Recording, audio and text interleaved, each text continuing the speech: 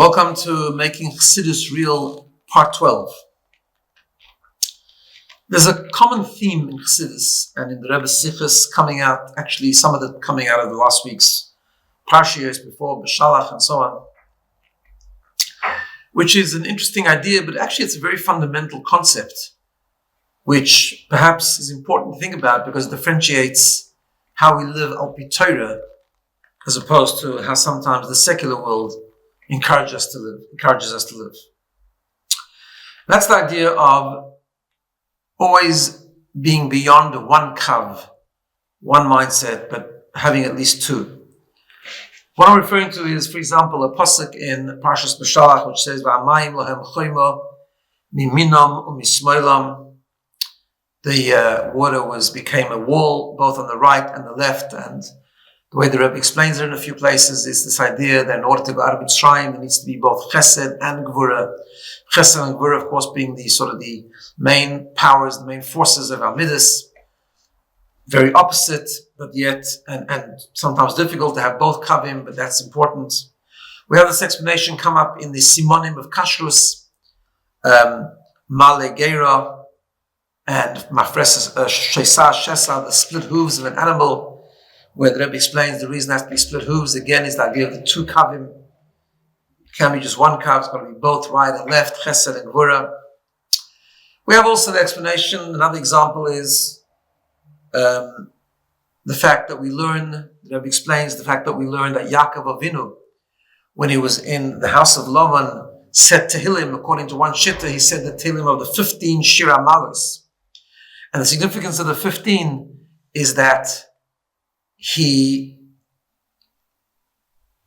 said 15 Shira Malos because there were 15 years of overlap between Avraham, Yitzchak, and Yaakov. Avraham, Yitzchak, and Yaakov overlapped 15 years as they lived together. And when Yaakov was in the house of Lavan, the method to survival, the method to spiritual survival, ruchnistic survival, was not just the kav of Yaakov, but it was all three: Chesed, Gourarie, and Tiferes, and so on and so forth. Now, of course, this takes a lot of avodah, but it's so important in every area of life. Everything we do requires both chesed and gourarie. Sometimes just chesed, sometimes gourarie, sometimes a combination of both. And the reason that's so important is because most people have an atiyah, they have a disposition to one or the other. We have personalities. We all have personalities the way we are born. But part of the idea of being able to have chesed and gourarie together is and do either one, anything that's necessary, anything that's needed, anything we need to be able to do the right thing and to mekayim the Ratzon Hashem, is because really we transcend the hagabolos, we transcend the limitations of being only in one kav or the other. There's a very fascinating maimer in one of the early years where the Rebbe explains that that's why the Yidden left Mitzrayim, or the moment of Yetzias Mitzrayim, Makas Mechoros, was at Chatzos, the middle of the night, because the first half of the night is chesed, and the second half of the night the first half of the night is gourarie, and the second half of the night is chesed. And there isn't really a moment in the middle. It's like a borrowed term. You can't really have the middle. It's every moment of time either belongs to the first or the second half. But yet it's a moment not in Bria, because Bria belongs to one kav. It's either chesed or gourarie. Eish is gourarie, Mayim is chesed. But Chatzos, Yetzias Mitzrayim is Chatzos because it's higher than the world. Transcends the world. Comes from the Mailam in Hagabolah. Now, why is it such? This is a concept in Chassidus. Why is that such an important thing? Because it comes to the nekuda of being able to live in a way where we are hecher von sich, we're higher than ourselves. And it's very different to the way the world works. Often in non-Jewish literature and in non-Jewish approaches, non-Jewish hashkafa, there's always an emphasis on one thing. And that becomes the whole thing. Because it seems like the world finds it extremely difficult to operate with a combination of kavim. Even if you take something very, very simple as parenting, for example.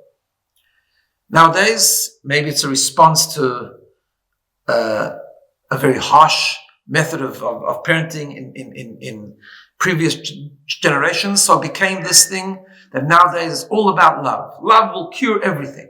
unconditional love, love, love, love, everything just be love. Now, is love important? Of course, extremely important. But is parenting with only love effective parenting? Absolutely not, and it's Heipach HaTorah. We know that we need Chesed and Gourarie. For example, the Gemara says we need the concept of Yemin and Smoil. Yemin Mekareves and Smoil Doicha. Of course, the Yemin must be stronger, and as the Rebbe points out, that nowadays the main emphasis has to be Yemin, but Smoil is necessary. And Smoil means teaching Kabbalah soil, and Smoil means sometimes disciplining. Now, of course, it can all be in the context of Chesed. Chesed must be the driving force. I think there's a confusion. People find it very difficult to differentiate between being firm and being harsh. Being firm and being harsh are two different things. But being firm is important. There's nothing wrong in making a child feel uncomfortable, to push them a little bit, to do what they're not comfortable doing. That's part of discipline. That's part of Gourarie. It's part of Kabbalah soil. At the same time, bringing Geschmack, bringing love. And in the parenting relationship, the same thing. To, of course, shower children with tremendous love, but at the same time, when Gourarie is needed, it's needed. And Gourarie doesn't have to be harsh, but it does mean it can be firm.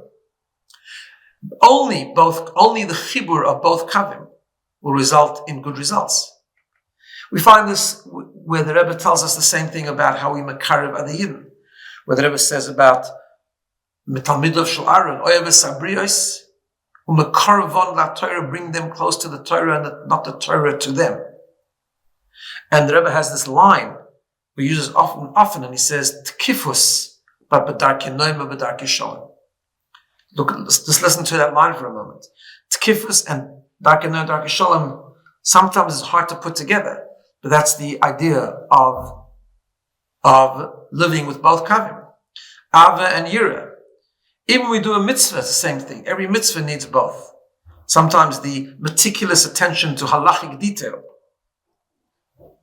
measurements, shiurim, is it big enough, is it small enough, is it high enough? All these different things, that's like a Gourarie thing. It's what Chassidus calls Agbola Atzmis, is what the Eibush told us, it has to be like this and not like this. At the same time, the geschmack in the mitzvah, the feeling, the chayas, the enjoyment is more of a chesed thing, and they have to both come together. Sometimes you see some people that are very meticulous, but they don't have any neshama, no feeling. Sometimes there are people who are very into the kavanis and things, but they don't give attention to the detail. So it says you have to have both. Yiddishkeit, serving Hashem, is both.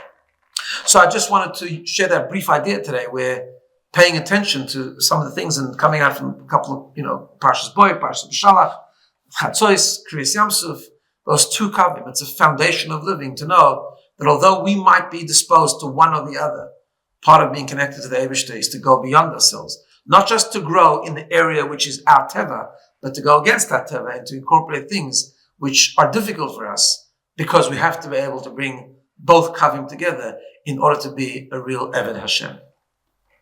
Have a wonderful day.